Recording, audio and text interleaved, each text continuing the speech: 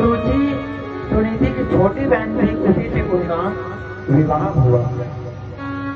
विवाह होकर के वो आई, आकर के रहने लगी। अब ये तो समझ गई कि मुझे छोटी महारानी के नाम से जाना जाएगा।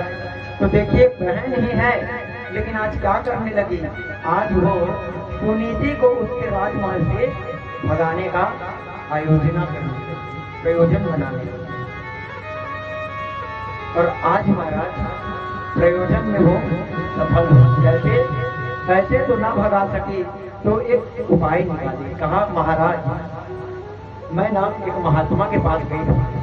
वो महात्मा मुझे बताए कि आपका वंश तभी आगे बढ़ सकता है जब महाराज की बड़ी रानी है।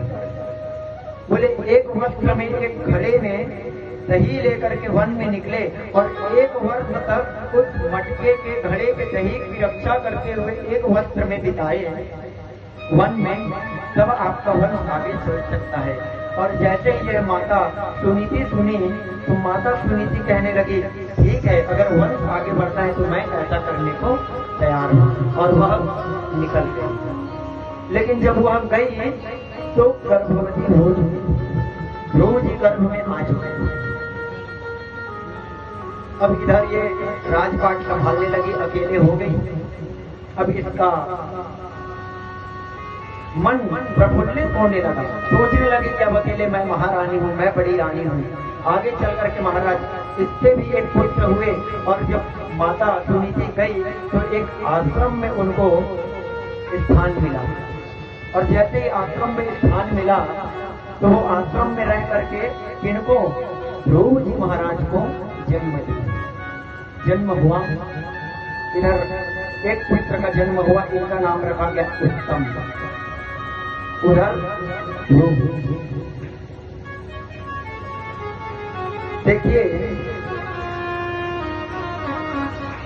ध्रुव का अर्थ होता है, ध्रुव का अर्थ माना जाता है जो अविनाशी ब्रह्मानंद, जो कि अपने मन में नाश होने का भय रखे ही मत, ब्रह्मानंद को प्राप्त होते रहे, अर्थात हमेशा आनंद में रहे। और उत्तम कौन है, कहा कि उद अर्थात होता है, उत्तम को आप अगर संधि करेंगे, उद होता है और तम होता है। उद का अर्थात होता है ईश्वर और तम का होता है अहंकार। अहंकार में आकर के ईश्वर को न मानने वाला ही उत्तम पैदा हुआ। इधर उत्तम पैदा हुआ, इधर ध्रुव जी पैदा हुए, दोनों बढ़ने लगे। दोनों के संस्कार कैसे, महात्मा जी के घर में जैसा ध्रुव जी को संस्कार मिला महात्मा जी के घर में, और इधर सुनीति का गुरु जी का जैसा संस्कार वो ध्रुव जी को मिला। आगे चल करके दोनों बड़े हुए। जब एक दिन क्या घटना घटी, एक दिन महाराज ध्रुव खेलते खेलते नगर की ओर गए। और नगर की ओर गए तो क्या देखे, महाराज की गोद में उत्तम बैठा हुआ है।